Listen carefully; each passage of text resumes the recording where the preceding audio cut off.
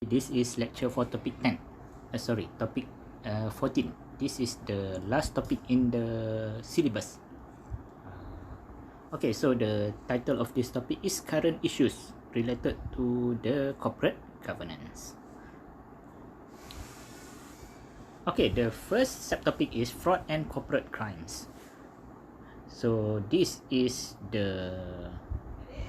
I think the hottest issue related to corporate governance. The hottest issue is corporate fraud and corporate crime.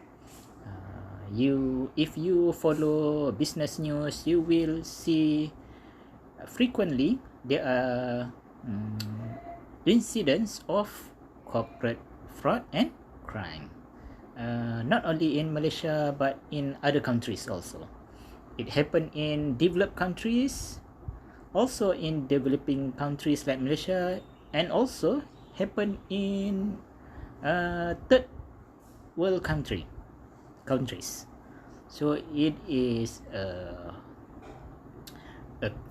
hot current issue. So let's see things related to fraud and corporate crime. You have to know about this, you have to aware about this, and later when you work out there, you have to do something about this to minimize the chance of fraud and corporate crime to happen in your organization. Okay, see the first point here. August and Dworkin 1991 defined corporate crimes as firms act that violates the criminal law. Second point, corporate crime, also known as white-collar crime, is defined as the crime committed by respectable or at least respected business and professional men who belong to the upper class.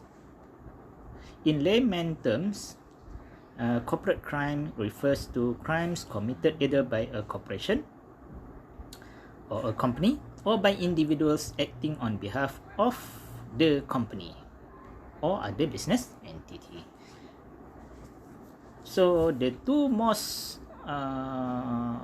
significant example of corporate crime is Enron and WorldCom. It happened in US, and the size of the fraud and crime is very big. It is like billion of dollars loss to the company and also to the shareholders. In Malaysia, I think the two most frequently mentioned corporate crime cases are Transmile Group Berhad case and Megan Media Holdings Berhad case. If you have time, check. You read about these two Malaysian cases. Recently, at the end of last year also there is another case. There are many small cases, but these two are, I think, the big cases. When we discuss about fraud, you have to aware about the fraud triangle. You have learned this in the topic 1 or 2 or 3, I can't remember, but we will see this again in this topic 14. So fraud triangle are factors that causes fraud to happen. Factors that can enhance the possibility that fraud will happen. There are three factors. That's why we call it a triangle. The first is pressure, the second factor is opportunity, and the third factor is rationalization. Pressure means the motivation of an individual to commit a fraud crime because of financial problem. When a person has a financial problem, he or she will more likely to do fraud or corporate crime.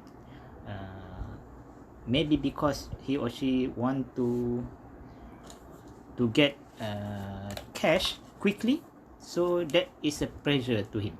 That factor, financial problem, is a factor that pressure a person to do fraud or corporate crime.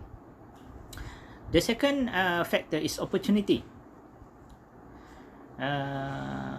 Opportunity could come in the form of lack of internal control that opens the chance for the fraudster to gain access to commit fraud in an organization. So a person will do fraud or crime if there is an opportunity to do so. So if you work in a business that has weak internal control, it is an opportunity for everybody in the business to do fraud and corporate crimes. Factor number 3 is rationalization, where fraudsters come up with reasons to justify their actions. So some people like to rationalize the thing that they are doing. They know the thing is bad, but they try to rationalize the action to make them feel comfortable about it. Okay, so see here, this is the fraud triangle, pressure, opportunity, and rationalization. So if you have a business in the future, or you work in organization in the future, or even now, you have to aware about these 3 factors. And then the thing that you can do is, if you want to minimize the chance fraud and corporate crime happen in your organization or business, you have to minimize these 3 factors. You have to minimize the pressure, the opportunity, and the rationalization. That is the way, according to the knowledge that we have about fraud and corporate crime. Okay, so in Malaysia, corporate crimes or fraud happen. I think frequently, but the size is not that big, except the Megan Media and the Transmile cases.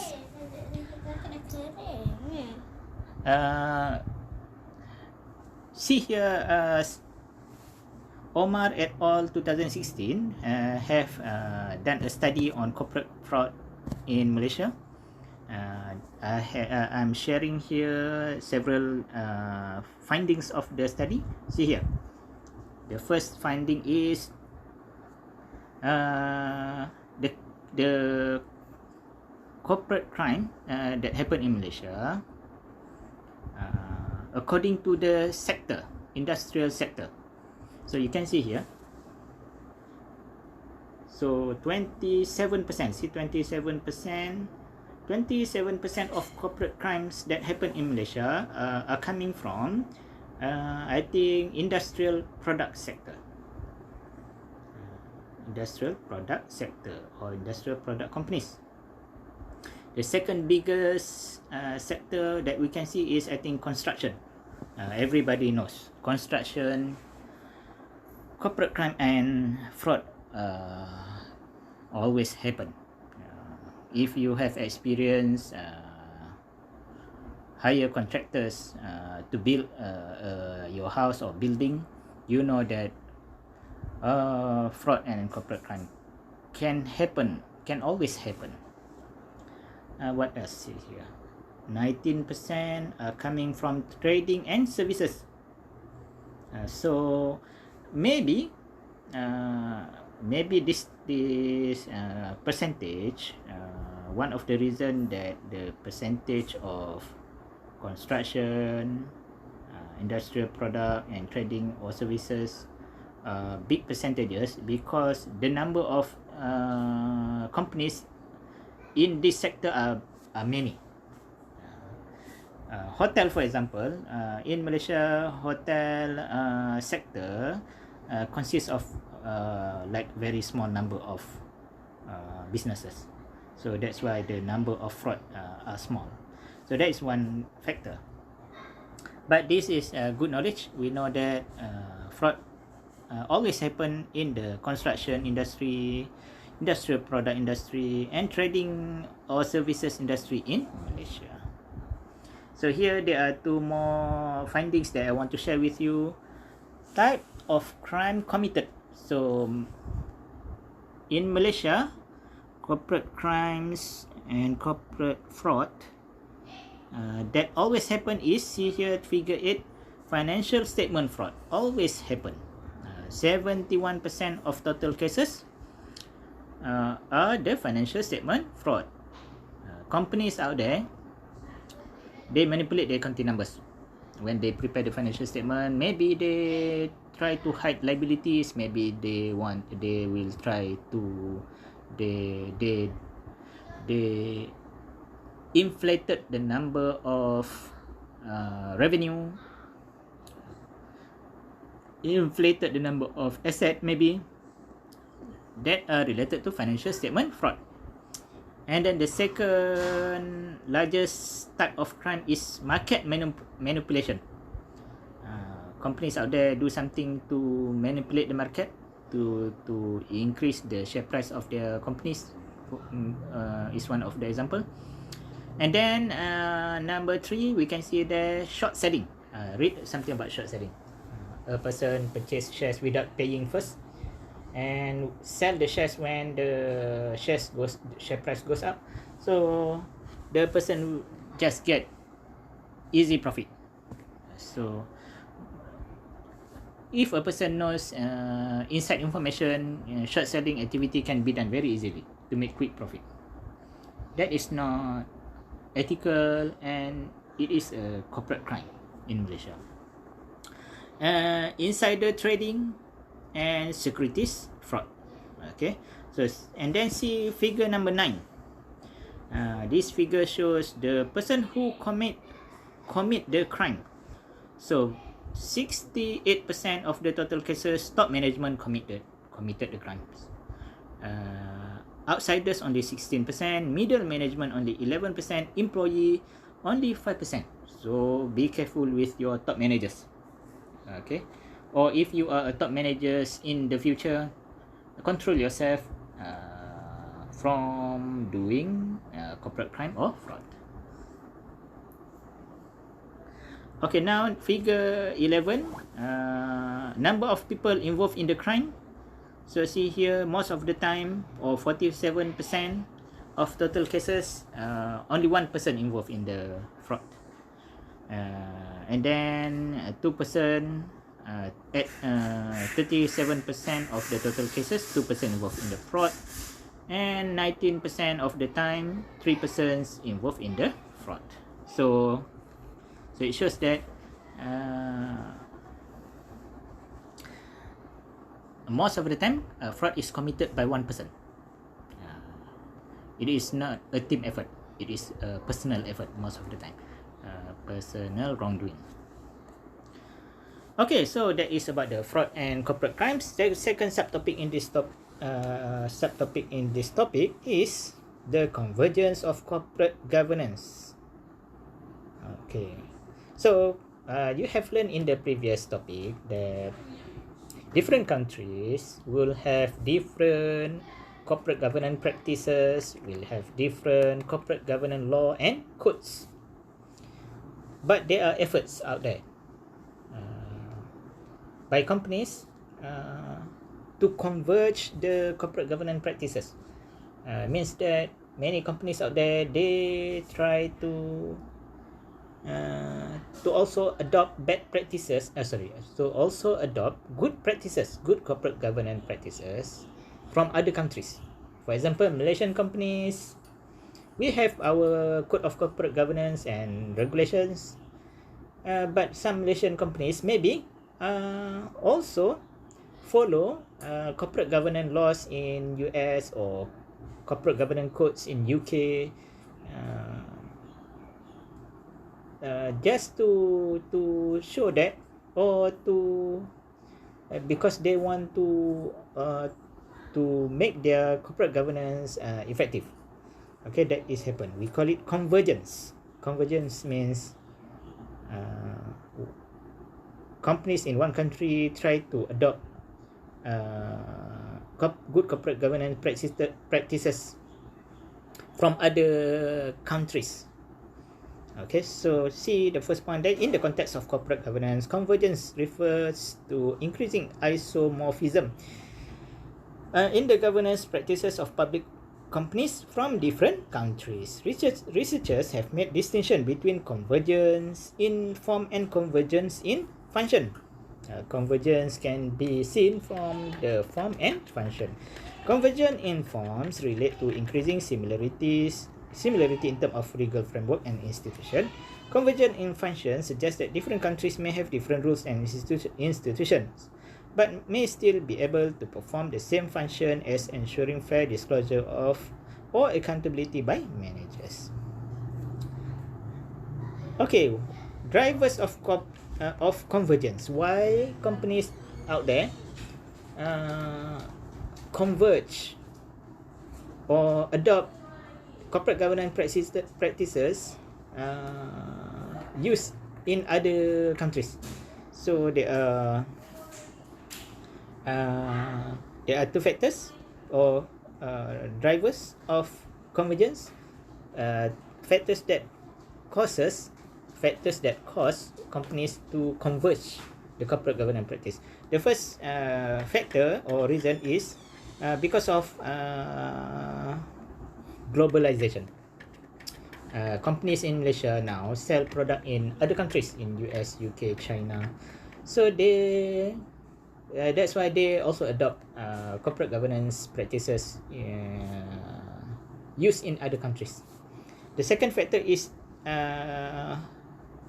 institutional theory hold that organization tend to become isomorphic over time. So the second reason is companies converge the corporate governance practice because they copy others. So like Malaysian companies, they saw that companies in other places also adopt corporate governance practices from other countries, so they just follow. They want to become one of the crowd. Just like people, we as an individual, when we see our friends do something or have some kind of hobby, so we just follow because we want to become one of our group of friends. That's the thing that is explained by the institutional theory in short. So you can see here, for example, when a firm from one country accesses capital market of another country, it has to conform to the other country requirement, law, etc., and market forces also.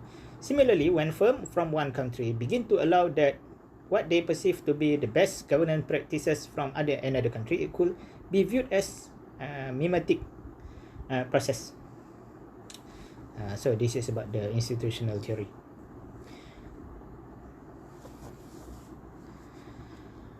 Okay, there are several things about the convergence of corporate governance. Some researchers argues that corporate governance law are converging around the shareholder-oriented Anglo-American model because they view this model as most efficient. Remember, the corporate governance model, there are several models. Malaysia use Anglo-American model. There are Japanese model, European model, for example. So most of the time we follow this because people say this Anglo-American model is maybe the most efficient. Other argues that Anglo-American model has not been widely adopted for a variety of reasons, including that existing governance system are not easily changed. So this some in countries that do not use Anglo-American model, maybe the convergence of corporate governance is less because they use their own model. But we, like Malaysia, US, UK, use Anglo-American model. Convergence of corporate governance happen. Okay, subtopic number 3 in this topic is revision of codes of corporate governance. Remember code of corporate governance? Many countries have code of corporate governance. That is the current issue. In Malaysia we have Malaysian code of corporate governance. I think US and UK they also have their code of corporate governance. The codes recommends good corporate governance practices. see the first point there, the policymakers of individual country to need to stay connected with the governance practices by revising their national code of corporate governance. So when a country have a code of corporate governance, the corporate governance practices are dynamic. It never stops to evolve. So everybody has to aware that the code of corporate governance has to be revised from time to time to make it relevant. Besides conforming to the new transnational codes, revision of national codes of corporate governance may sometimes need to be revised even more if local authorities find that the existing corporate governance guidance is ineffective or inappropriate to local firm or businesses. Usually, surveys, forums, as well as discussion with experts may be carried out in the process of revising the National Code of Corporate Governance. So, the Code of Corporate Governance will be revised by the policymaker from time to time.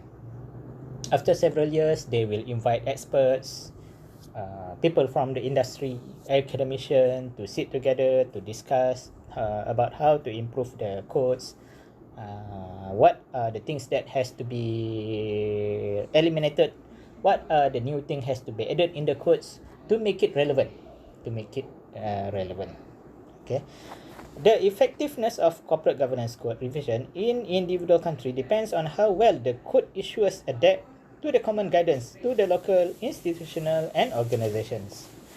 Local firms, local businesses or companies that blindly follow the common guidance might not reap any benefit from the practices. The thing about the code is it is not compulsory. The Malaysian Code of Corporate Governance, it contains recommendation. If you have a company, you have to follow the recommendation, then that is good. But if you do not follow the recommendation, you have to explain. It is not a law. It is not law or regulation. It is recommendation. So it is principle-based approach. You have to follow. If you do not follow the code, you explain why. Maybe some of the things in the code are not relevant for your business. So you explain, this thing cannot be done because blah blah blah blah blah, or you do something else because blah blah blah blah blah. So you don't have to follow blindly. You can use the codes. Okay, you use the code. You don't have to follow the code blindly. Instead, this action may backfire because complying with the inappropriate governance practices increases the cost of compliance borne by the companies. Like the third point here, it says that if you have a company, you don't have to follow blindly all the things mentioned in the code, because sometimes to follow the code it is expensive. Maybe you have to hire more directors. So it is expensive for your small company, for example. So you don't have to follow. You just explain. So we do not do this recommendation because it is very expensive for us, or the benefit getting from the doing it is greater. So the cost of doing it is greater than the cost of doing it is greater than benefit. So that is a good thing about code. So still about the revision of codes of corporate governance. In Malaysia, we have Malaysian Code of Corporate Governance. It has been introduced in year 2000, 21 years ago. So Malaysia is not bad in terms of corporate governance. We have the codes like since 20 years ago. We are not late. We are, I think, good in terms of corporate governance. At least we have done something. But in Malaysia, things have been done yearly. The code has been introduced in year 2000. See here, in year 2007, the first review have been done.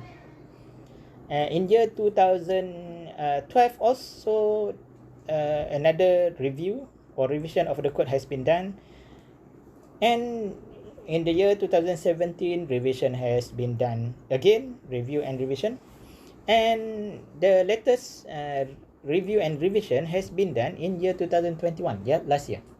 The code has been reviewed, and I believe they are updated. The code has been updated last year. Several new recommendations have been added in the codes.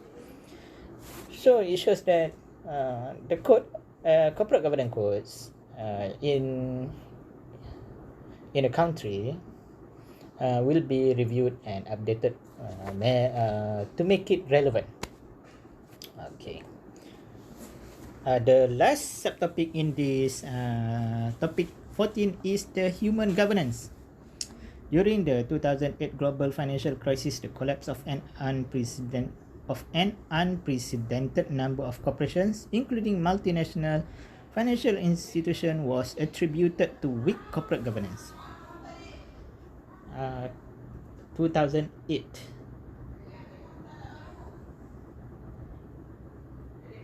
I think the problem is like what is the crisis, the big the financial crisis in US happened to financial institutions related to big debts that they have in US, I think. Consequently, government and industry participants have emphasized and promoted the practice of good corporate governance as a measure to avoid another financial catastrophe. However, some quarters in academia have strongly opposed the call, arguing that corporate governance is ineffective in safeguarding organizations in long term because its main focus is the compliance of rules and regulations and penalizing non-compliance. So this is another current issue. We have been thinking about corporate governance for many years. So now the latest idea is we have to focus on human governance instead of focusing on how company govern how to govern companies or corporate governance. We focus on people. We have to make sure the people is good. People and the company is good, then the company will become a good company. So that is the basic idea. Following this, human governance was introduced an alternative to encourage best corporate performance. Malaysia's Institute of Accountants define human governance as an internal inside-out and value-based conviction to guide the human as the sentient beings to behave. In other words, it views individual employees as the soul of the company. So now there is the new idea is we focus more on the individual, and not only focus on how the business will have to do this, the company has to do this, the company has to do that. Now we focus on human people inside the company. Okay, the third point is comparing the human governance and the corporate governance. So the corporate governance is related to the company, the organization. Human governance focuses on the people. Okay, this is according to Professor of Human Governance at Putra Business School, Professor Dr. Alfa Sadeh. She is, I think, the main the Malaysian professor that promoted human governance concept. According to her, human governance is people-centric, signifying that human influence impact many aspects of change. So the focus is on the human, on the people in the company, and not the organization, but focus on the human. Okay, that's all. That is the basic idea about human governance. See here, just I want to This allows employees to achieve what are beyond the rules and regulations of corporate governance. Since the focus is on employees, they are able to reflect on and uphold the spirit of the laws rather than merely complying with regulations. And over time, it is this factor that will contribute to both management and employee commitment to build high-performing and more sustainable organization. So that is the basic idea about human governance. We should focus on human or people instead of the company or organization. Okay, that's it. That is the end of topic 14, and we have covered all the topics in the syllabus. Very lucky. I think we have I have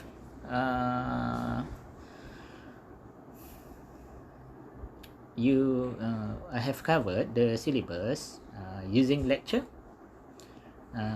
as half of the way. Another way that I have covered the syllabus is using the articles that you have presented during the class. You learn something from the lecture, you learn something from your reading of the textbook and other sources, and also you have learned something about ethics and corporate governance from the articles that you and other groups have presented during the lecture. Thank you very much. Do not forget to write your name and metric number in the comment section. That will be taken as your lecture attendance. Thank you.